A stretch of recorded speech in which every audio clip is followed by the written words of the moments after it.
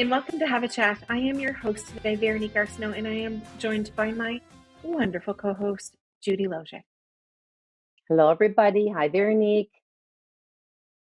So glad to be back together again. Audrey couldn't be with us today, a little bit of a conflict in her schedule, but we have an incredible show lined up for you today. We actually won't be having our quick chat because there is just so much to talk about, and it's truly a powerful topic that we're going to be discussing, and we want to be able to create that opportunity for discussion as well. So on today's show, we're going to be discussing domestic and intimate partner violence, and we have three incredible women who will be joining us through this show to help walk us through what that means and what's out there for support. But I'll actually get Judy to kick off the show by reading a very powerful testimony from someone. Yes. And here it is from this woman. On day one, he called me fat today, but that's okay because I did gain a few pounds. At least he didn't call me dumb. Day 198, he called me stupid today, but that's okay because I am forgetful sometimes. At least he didn't cheat on me. Day 302, he told me I am not enough today and need someone on the side to satisfy his needs. That's okay because I am a tired mom, not a supermodel. I have health issues and work grueling shifts. At least he didn't get physically abusive. Day 439. He pushed me down today, but that's okay because I was obviously in his way and he was drunk. At least I don't have bruises. Day 562. He squeezed my arm so hard today that left a mark. But that's okay because he was focused on communication. At least he didn't punch me. Day 612. He squeezed my arm so hard today that it gave me a headache. That's okay because I do get headaches often. I get them all the time, and he didn't know. He didn't mean to hurt me. Day 729. He hit me today, and I have bruised. Oh, I'm bruised. I'm swollen. But that's okay because I am a klutz and I do bruise easily. At least I don't have broken bones. Day 863. I woke up in the hospital today with tubes and wires, machines, and hospital staff all around. But that's okay. I'm alive. Day 1095. Today someone left flowers at my grave and whispered, why did she let him get past day one? Judy, I can't even describe the emotions that are welling up inside me as you read that, and how incredibly powerful that was, and heart-wrenching. I think all too often, although we don't realize what's going on, we end up seeing the end result and wish that we could have done something. But anyway, that's what this show is about today, is talking through that tough stuff. Mm-hmm. Yeah. Very sad, So, very real. Absolutely. So it is our pleasure today and truly our honor to welcome the women that are going to be joining us throughout the show. And our first guest today is Patty Michaud, and she is the executive director of the emergency shelter for women here in Miramichi. And we are so pleased to have you on the show today. Welcome, Patty. Thank you so much for having me on this really important day for those of us who work in this sector. Yeah. Hi, Patty. Yeah. Hi, Judy. So, Patty, Judy and I know you so well from all of your work in the community and everything that you do. But for all of those out there that are watching that don't know you, tell us a little bit about yourself. So I'm with the Miramichi Emergency Center for Women, and I've been in the domestic violence sector for 24 years. I've been the director at the shelter for 14. I also did outreach for 9 years. So, I've had a lot of experience. I've worked with a lot of women. The story that you read really resonated with me because I often hear women talking about their situations and blaming themselves. I also see them caring more for other people in terms of saying, if we have things here at the shelter that, we have to give them, they'll say, oh, no, you give that to somebody that needs it more. Like, I can't tell you how many times I've had a woman say that to me. So Mm-hmm. yeah, thank you for reading that and really shining a light on what it really can be like for a lot of women in intimate partner violence situations. Their self-esteem Mm-hmm. is eroded. They don't put themselves first, and this happens a lot. I realize. I Mm-hmm. Yeah, it's absolutely mind-boggling, I guess, for those of us who have been fortunate enough not to have experienced it or to be connected to people who have experienced it. But it must be so heart-wrenching for all of you that do this work day in and day out, and truly, you are remarkable. Absolutely. Yeah. So, um, Yeah.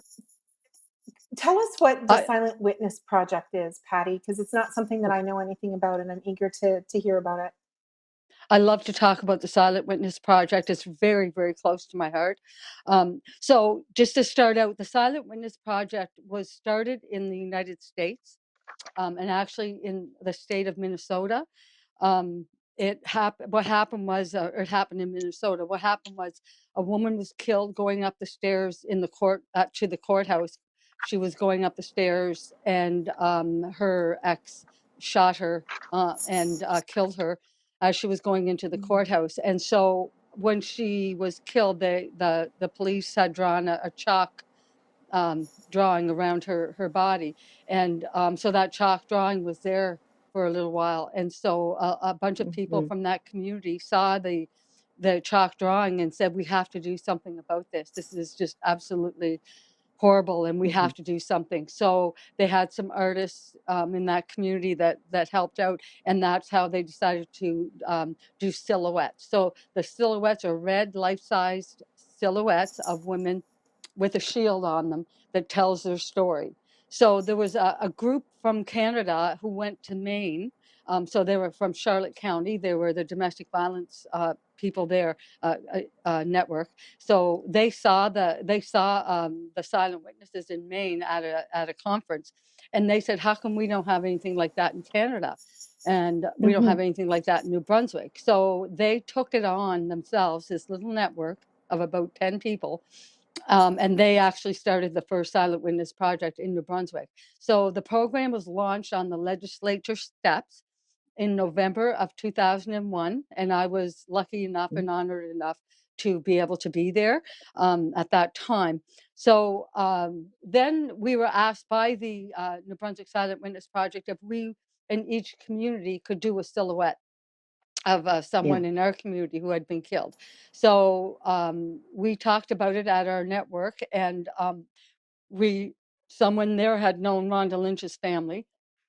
So Rhonda Lynch was killed in 1989, and the Silent Witness Project remembers women from 1990 on, and they have very strict criteria to be into the Silent Witness Project. So we had to ask Mm-hmm. for permission to get Rhonda into the project because she was killed in 1989, but we had no problems Yes. getting her. So Rhonda Lynch was killed on December 10th in 1989, the same year as the December 6th massacre. So she was killed in her home on Jane Street, and by her boyfriend at the time, who was living with them. He Mm-hmm. was 17, Yeah. she was 19. Mm-hmm. They had been out that evening at a club and were with friends, and the friends had said that they had argued all night. The last person to see Rhonda alive was the taxi driver that brought them home to Jane Street in Newcastle, and he they went in the house, and he strangled Rhonda to death. He then went downstairs where Rhonda's mother was sleeping, she hadn't heard anything or didn't know what was happening, and he strangled Rhonda's mother also.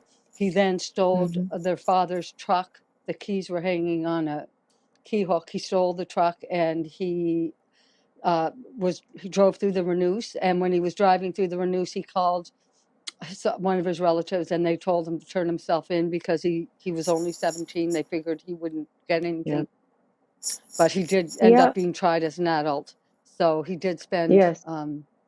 time in prison.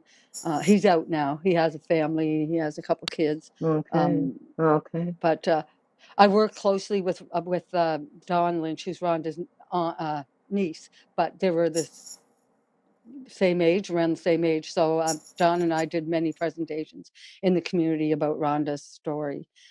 So that Yes. was around, that was around 2003. I looked up my old files, and that was in 2003.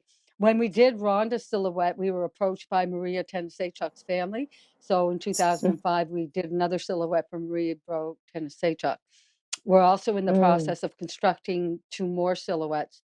So when the project started, there was about 12 silhouettes in the project, if even that, maybe 10. We're now up to 32, but there have been Oh, 50 women in New Brunswick that we know of. There's also women that we don't know about, so I have to mention that too. So if there's 50 we know about, there's probably 50 we don't know about. So Exactly. yeah, Yeah, yeah. exactly. So Patty, yeah, could you just touch on maybe a couple of the silent witnesses in the Miramichi area? Some of sure. the, Yeah. just a So couple of stories, maybe. sure. So Rhonda Lynch was one of them. She was the first silhouette Yep, that yep, we did. hmm So like I yep, said, she lived on Drain Street in Newcastle. She was dating her boyfriend just for a few months. He had hmm moved in with them. He was 17, she was 19, and they argued and fought all night, and he ended up strangling her yeah. and her mother.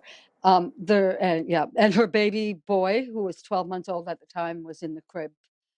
They found him the next morning crying in the crib. Mm, So, mm. mhm, yeah. So yeah, he was sentenced, and he spent, I think, 25 years in jail. Um, then we Yeah, did for Maria Bro Tennessee-Chuck. She was killed by her husband. Um, and they were on a trail, a hiking trail in behind the Portage restaurant. They were four-wheeling, yeah. which was her favorite thing in the world to do. And just to hmm mention, Maria had also lost her son a couple years before that to Yeah, a fight. And she had lost her son, who was the light yeah. in her whole world. Oh, I know. So yeah, it was so it both both these deaths were so tragic, but I was the contact person for the family, so I got to know the hmm families very well, and I am very close with both families to this day, and always will be. After Yeah. you hmm you work with a family for something like this, the connection is there always. I was just saying today, we had Rhonda's silhouette in the park. Lisa organized a vigil in the park, and we went ahead with it Oh, in the snowstorm. So we ended up with about five of us all together. But no. for us to stand there for half an hour was, it's nothing compared to what these women had to live through, and no, ultimately lose their lives. So it that's was really right. nice. Yeah, it was really nice to be able to have Rhonda's silhouette there, hmm and remember these women who lost their lives, and again to remember women who aren't counted, who've also lost their lives, that Yeah, we don't have a silhouette for. Yeah. exactly. Yeah, Yep. So our yeah. program has grown very much so. There is a website if you wanted to go on and see the stories of all the women. There's now 32 women in the project, and you can read hmm every one of their lives on the website, Silent Witness New Brunswick, New Oh, Brunswick Silent oh, Witness. You, if you wanted to go on. But I just want to yes. mention too that it's so important to mention that New Brunswick has the highest rates of family-related murder-suicides in all of Canada. So I think that's very Oh. significant for us to talk about what, on this day when we're remembering women who've been killed, and, that we do in New Brunswick have the highest rates of family-related murder-suicide.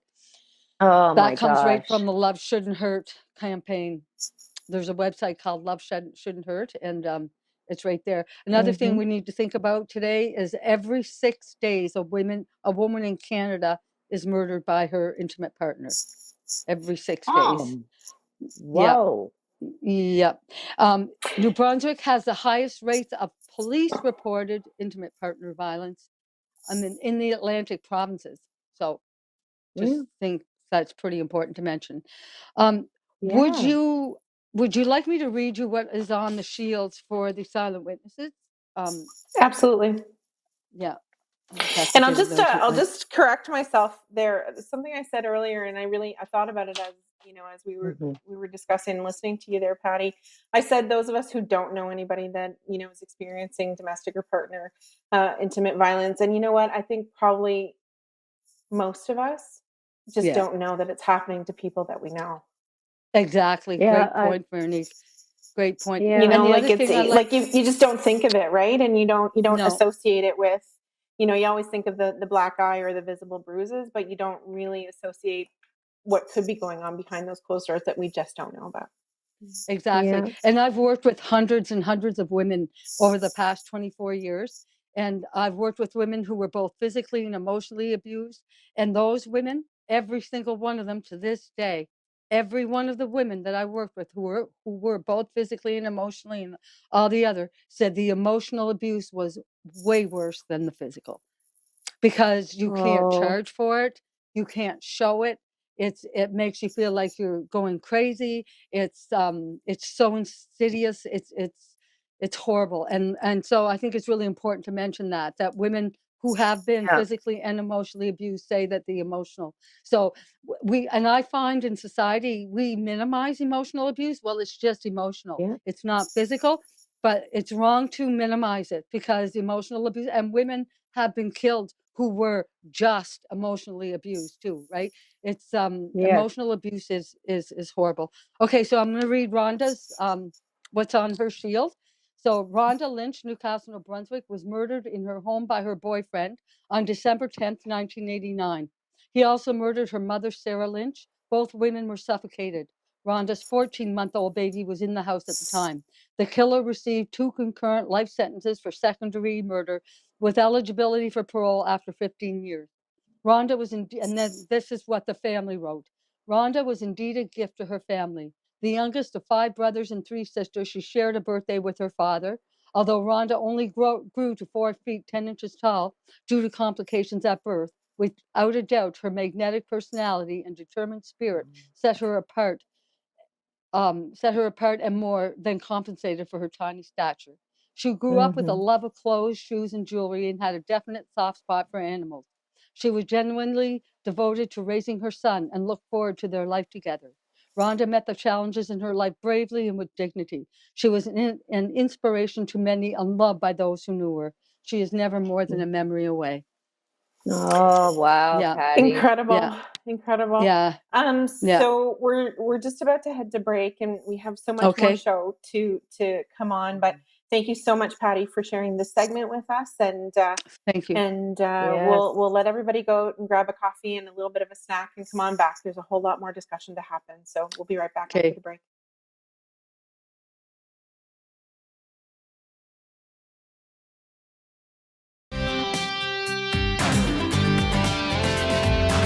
Hi, and welcome back to Have a Chat. I am your host today, Veronique Arsenault, and I am joined by my wonderful co-host, Judy Loge. And Yes. we had an incredible guest on our first segment.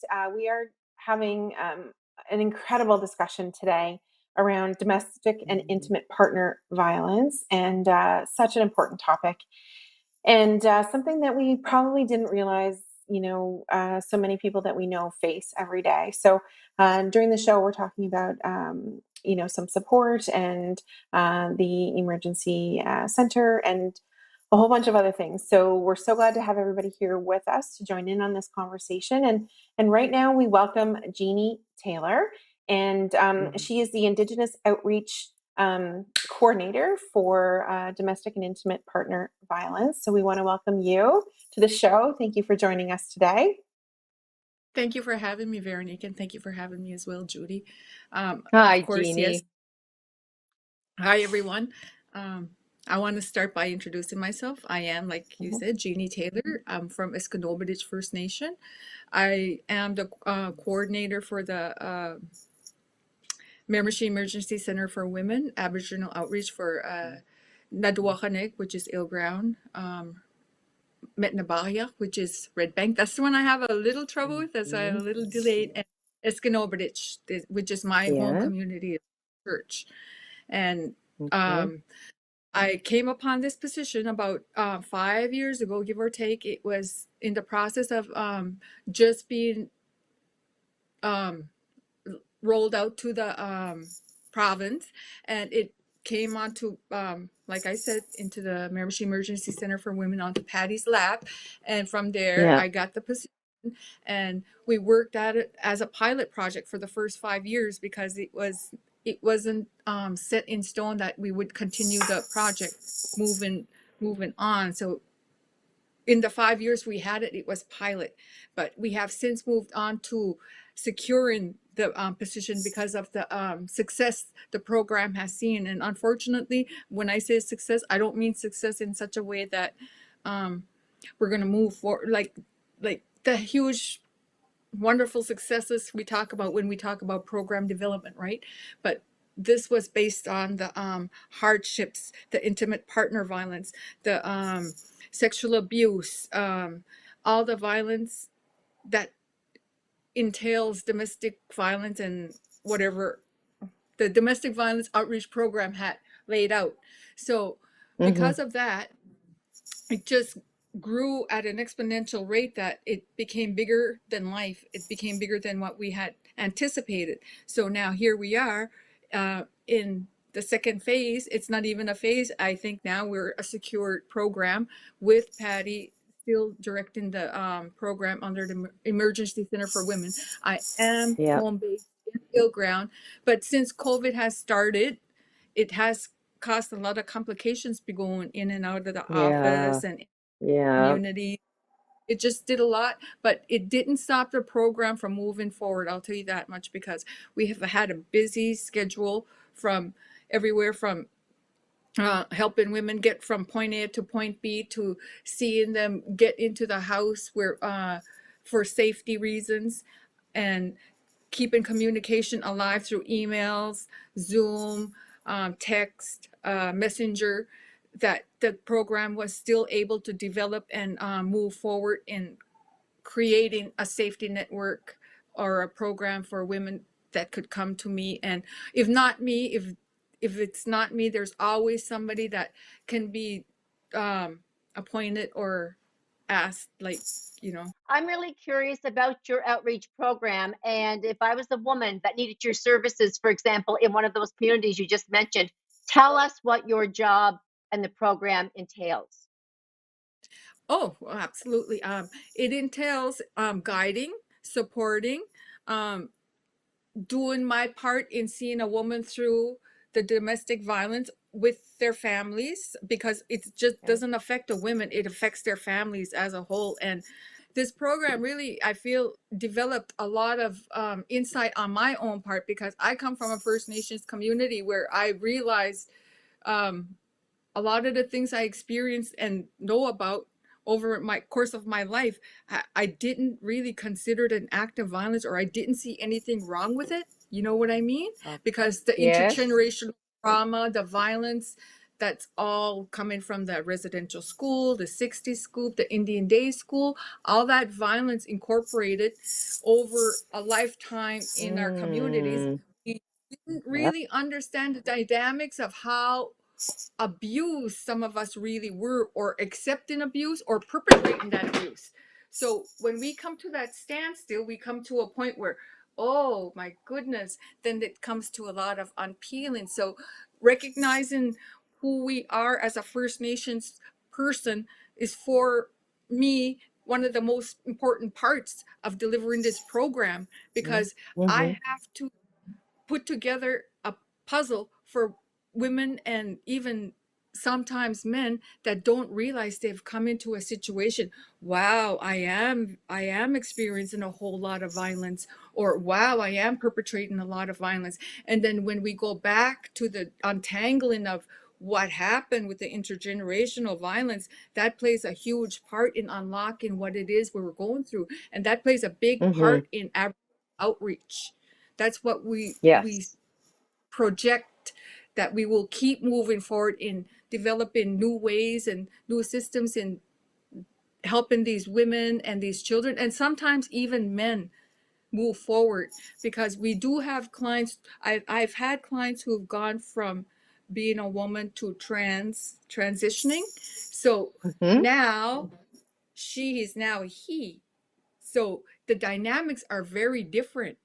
So when we grew this program, we grew it knowing that there would be a lot of dynamics involved considering what we experience in First Nations communities, because there's an ongoing crisis in every community because the violence is so rampant and it's so different that it's almost unrecognizable when we sit down and talk about it.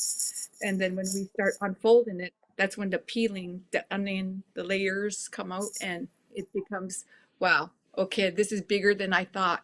And this is where we came to that realization with Indigenous outreach, that it's big and that we have to continue this crusade to get women the help, get the children the help, and open the program to whoever will come my way. And if for some reason that I'm not the person, there's always Patty, and there's always Lisa, and there's always other agencies that I work with within the communities that will take on the responsibilities and the referrals in seeing these people through, these women and children, and sometimes, like I said, men, through the hardships of undoing what we are experiencing at the moment.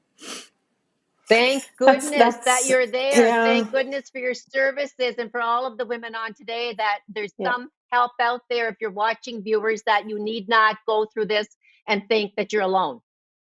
That's right. Thank Yeah. you so And much. I was really just a little tongue-tied a moment ago because I was thinking about the whole Montreal Massacre thing, and how Yeah.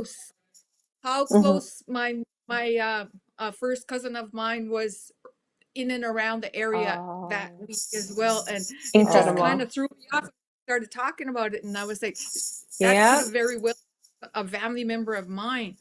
So it kind of took me back to that, and my thoughts started racing. But yes, this Well, program and is that's what happens. Jeannie, we know statistically that Indigenous women are missing and murdered at a higher rate than the non-Indigenous counterpart. Their non-Indigenous counterparts. So, talk to us a little bit about the challenges that Indigenous women face. I know you did talk a little bit about it earlier about that generational trauma and everything, but talk to us a little bit about how that translates into intimate partner violence, and how best we as neighbors and allies can help. Great question, and thank you for asking that. What's important to me more than anything at this moment is recognizing that there is an issue, and it took forever. It took for so many years, decades, for the government to really come together and say, yes, there is an issue. There is an ongoing genocide with these Indigenous women. We have to commission a report. We have to put together something to show that this is very real. And what do we do to stop it? And where do we go from here as service providers? Because now that the Royal Commission has been completed, they have issued, I believe it was 231 recommendations. Where do we go from here? Who do we tackle? What do we say? What do we expect from our allies? I mean, God help me, the allies are everything. But when they're asking, what do we do? And I'm asking, when they're asking me that, I'm like, you're doing the right thing just by speaking with us and holding our hands and being part of it. But I understand there's an underlying layer that there should be something bigger and better, because at the end of the day, it's the government.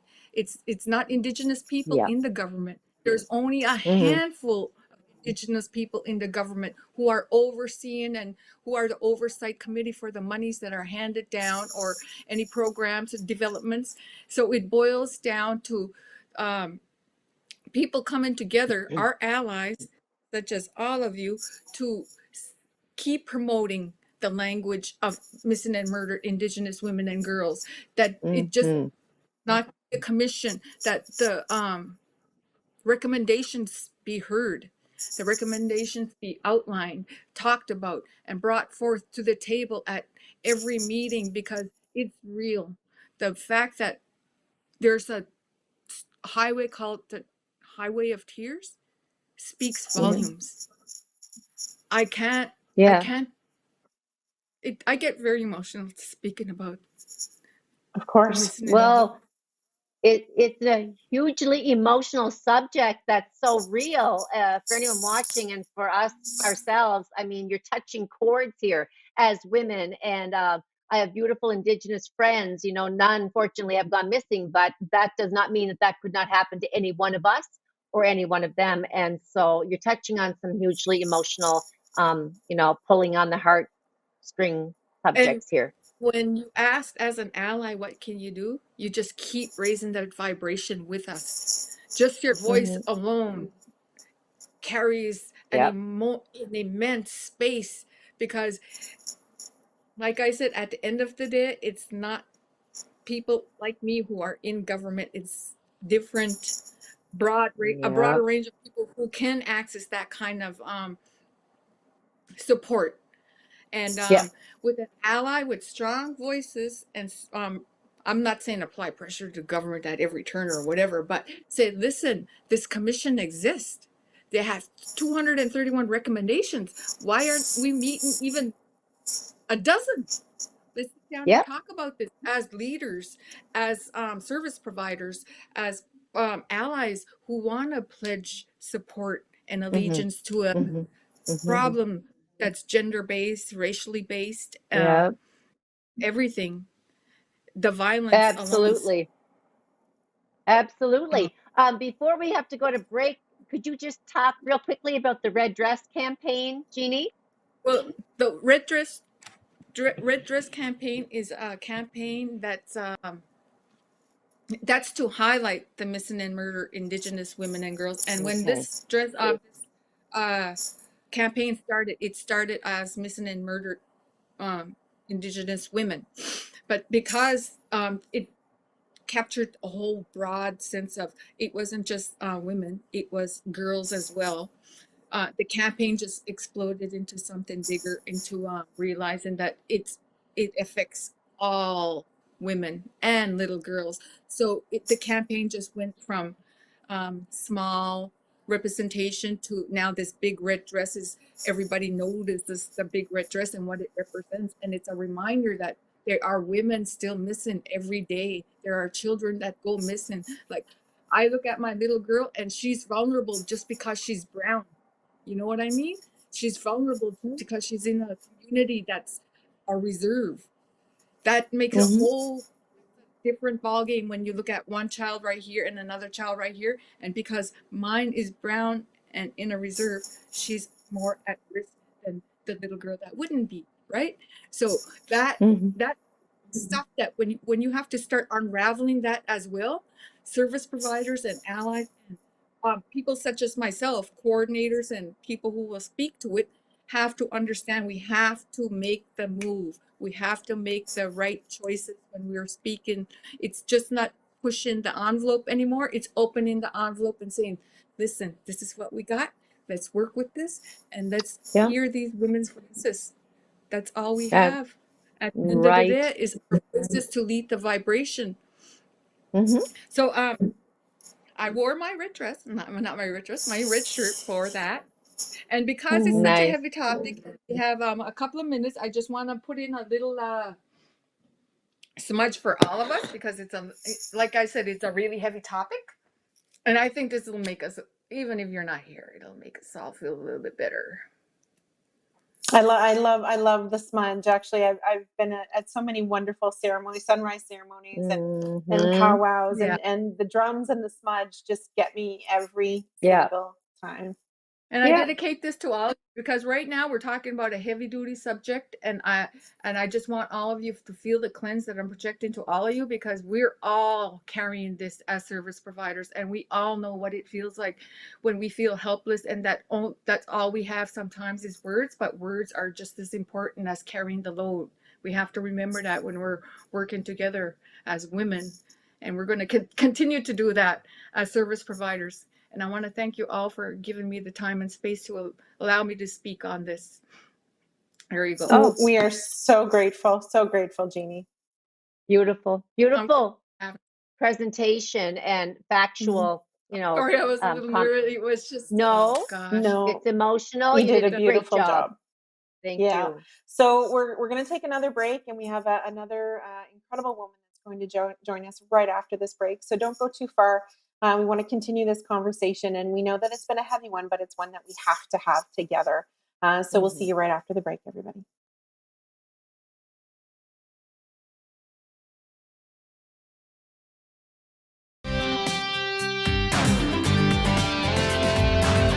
Hi, and welcome back to Have a Chat. We have had an incredible show thus far, and more to come.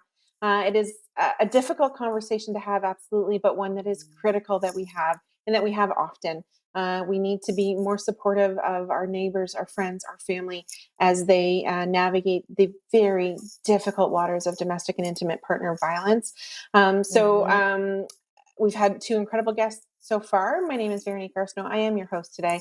I am joined by my incredibly wonderful co-host, Judy Loge. Hello again, everybody. Thanks for coming back.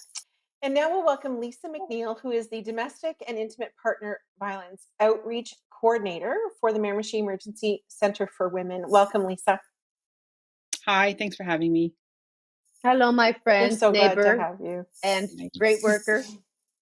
Yeah. So, Lisa, we know you, of course, through your wonderful work through the community. But for those who don't know you out there, please please share a little bit about yourself with everybody. Okay, well, I'm Lisa McNeil, born and raised here in Miramichi, raised my family here, no plans to leave. I've been working with the Miramichi Emergency Center for Women as outreach for almost 3 years now. Love my job, and one of the best things about it is the lessons I learned from those beautiful and brave women that I get to work with every day. Okay. So my question I have for you, and I want to get it straight, I wrote this, is what is National Day of Remembrance and Action on Violence Against Women? Okay, well, I'll give you a little history. It was established by Parliament in 1991, 2 years after the Montreal Massacre. It marks the anniversary of the 1989 murders of the women who attended l'École Polytechnique. They were killed because they were women, for no other reason, because they were women. Wow. Sick. Yeah, it's incredibly chilling to remember that day. But tell us about December 6th, 1989. And you're right, they were murdered because they were women, and they had dared to be in a program that had been previously more men centered, and so it led to them being murdered that day. Tell us a little bit about December 6th, 1989. I'm going to read you a little story. Okay, so December 6th, 1989, it was a cold and drizzly day, much like today in Montreal. Marc Lepine entered the École Polytechnique campus with a semi-automatic weapon and a hunting knife. And for 45 minutes, he went on a hate-fueled, misogynistic rampage. He entered a classroom, separated the men from the women, instructed the men to leave. And then he opened fire on the women while screaming, "You're all a bunch of feminists. I hate feminists." One student protested, telling him, "I'm not a feminist. I've never fought against men," but he shot her anyway. He moved throughout the corridors, the cafeteria, and another classroom, specifically targeting women. By the time the shooter turned the gun on himself, 14 women were dead because they were women. No other reason, only because they were women. So about the shooter, he had previously been denied admission to the school, and it later came to light that he was angry about women working in positions traditionally occupied by men. And he left a suicide note behind with a list of 19 other women that he intended to kill had he not run out of time. And those women included high-profile women in Quebec, journalists, TV personalities, and union leaders. So Patty actually has a copy of his suicide note. So if I could just defer to her and she could share that with us. Oh my gosh. Okay, so I'm not going to read it all word for word. It's been translated. He wrote it in French, so some of it's a little mixed up, but I'm going to give you the gist of it. So at the top of the letter, he says, "Forgive the mistakes. I had 15 minutes to write this. So would you note that if I commit suicide today, 89/12/06, It is not for economic reasons, for I have waited until I exhausted all my financial means, even refusing jobs, but for political reasons. Because I have decided to send the feminists who have always ruined my life to their maker. For 7 years, life has brought me no joy, and being totally blasé, I have decided to put an end to those viragos. And what viragos means, it's a domineering, violent, bad-tempered woman. I tried in my youth to enter the forces as an officer cadet, which would have allowed me possibly to get into the arsenal and proceed loyalty in a raid. They refused me because I was antisocial. I therefore had to wait until this day to execute my plans. In between, I continued my studies in a haphazard way, for they never really interested me, knowing in advance my fate, which did not prevent me from obtaining very good marks despite my theory of not handing in work and the lack of studying before exams.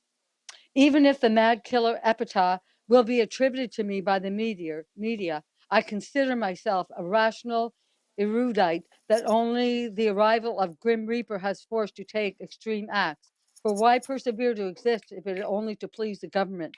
Being rather backward looking by nature, except for science, the feminists have always enraged me.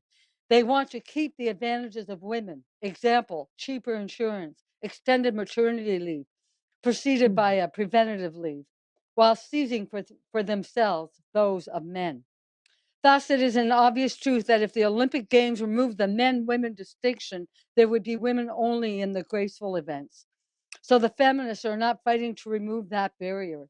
They are so opportunistic, they neglect to profit from the knowledge accumulated by men through the ages. They always try to misrepresent them every time they can. Thus, the other day I heard they were honoring the Canadian men and women who fought at the front line during the World Wars. How can you explain that? Women were not authorized to go to the front line. Will we hear of Caesar's female legions and female galley slaves, who of course took up 50% of the ranks of history, though they never existed? Sorry for this too brief letter, Mark Lepin. And then it says, nearly died today, but lack of time because I started too late has allowed those radical feminists to survive. And those are the ones Lisa was talking about that on his list. And that's what he says. He didn't have time to get to them. So that's his letter. Wow. I've never That's heard shocking. anything about it before. I've never heard anything about him before other than, that he, like, you really gave us a story there, Patty, on his background and thoughts and great, crazy mission. Yeah. And we really don't want to focus on him, but I just find it's very interesting to read that letter. How his mind worked, how anti-feminist. Yes. Exactly. Yes. Yeah. Thank you for Thank that. you, Patty. Thank you. So, Lisa, tell us a little bit about your work and actually continue a little bit on that December 6th, and let's wrap up that piece before we talk about your work. Sure. So I just kind of wanted to put my personal thoughts in it. I remember that day like it was yesterday because I myself was that age. I was in college at the time, and those women would have had the same hopes and dreams that I had at that time. And it resonates even more so today because my own children are in college and university now, and they have the world at their feet. And anti-feminism and feminism and gender-based violence and misogyny seem to be at the forefront of society right now. I don't know why. I have a few theories, probably something to do with the former president of the United States, but that's a conversation for another time. So yeah, December 6th, it stops me in my tracks every year. Absolutely. I would like to read each woman's name and tell you a bit about them that died on that day, if there's time. Okay. Geneviève Bergeron, 21 years old, a civil engineering student, described as sweet, generous, and bubbling with life. Nathalie Croteau, 23 years old, a mechanical engineering student, just 3 months shy of her degree, was planning a trip with her best friend to Cancun to celebrate graduation. Hélène Colgan, 23 years old, a mechanical engineering student, and Natalie's best friend, a kind and conscientious girl who had 3 job offers at the time of her death.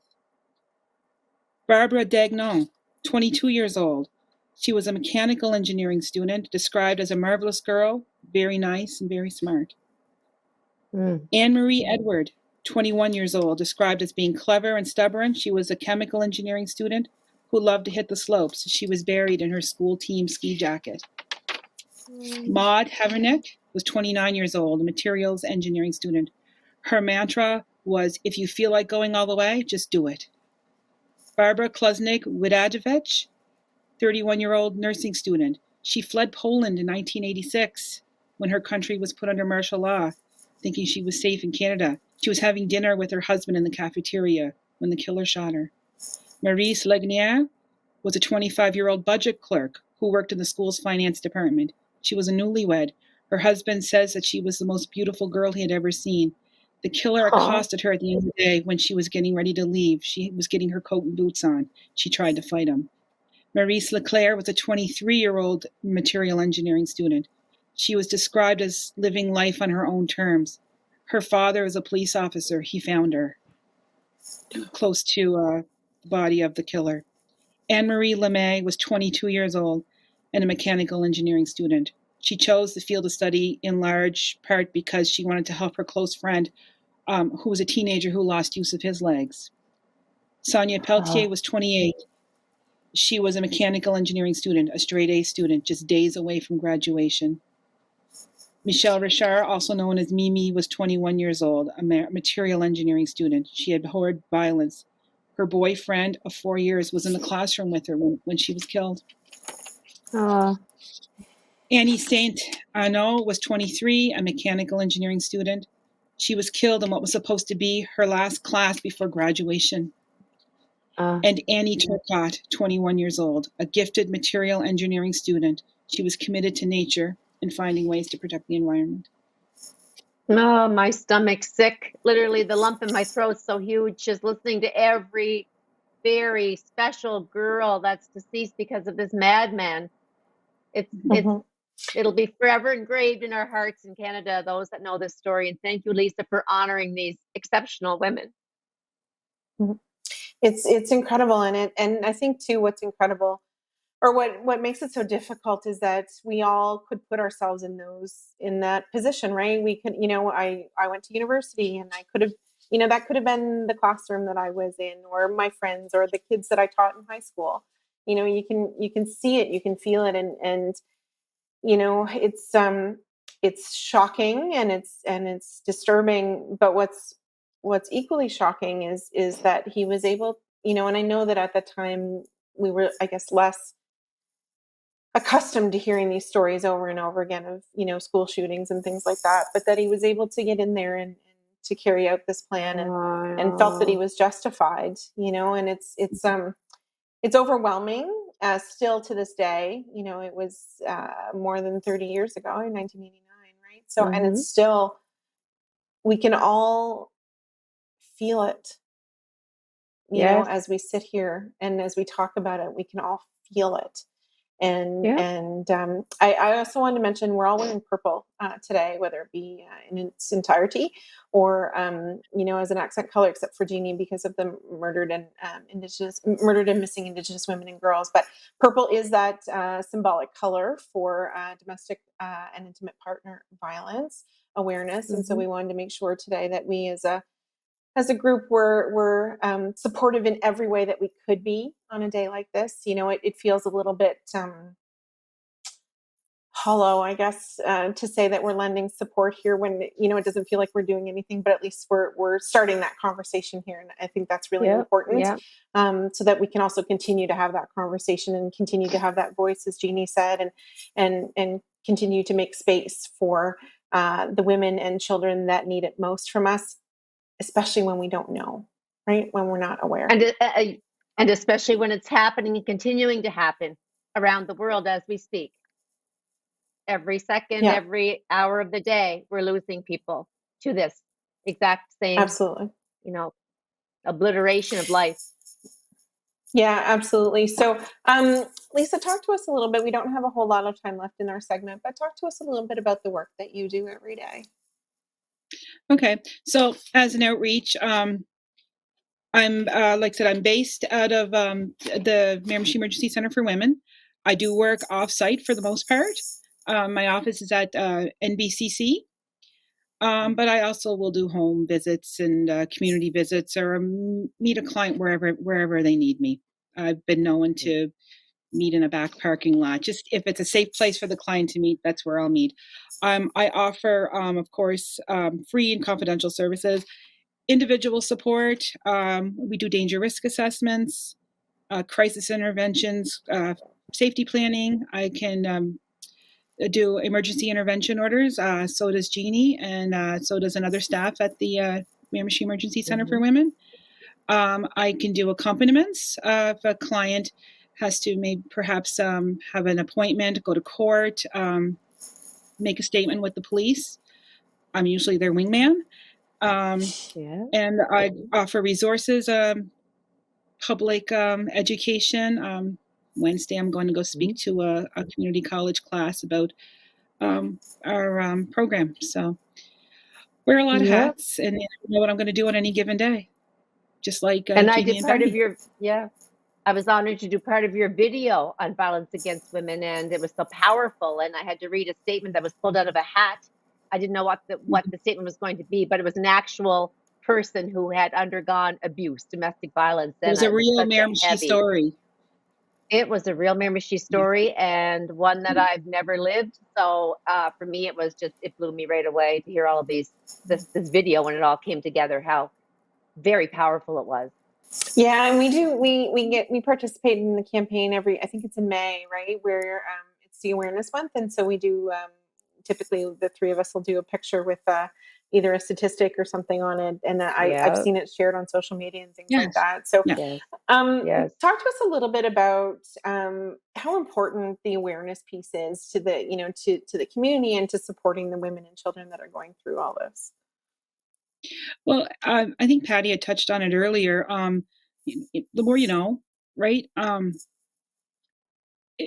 People need to know that these services are here for them.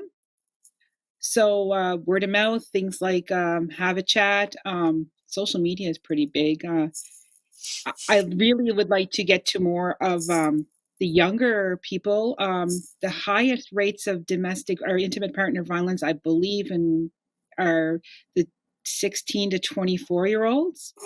So I feel that the way to get to them would be through the social media and perhaps word of mouth, not your traditional ways, because nobody really is looking at print a whole lot anymore.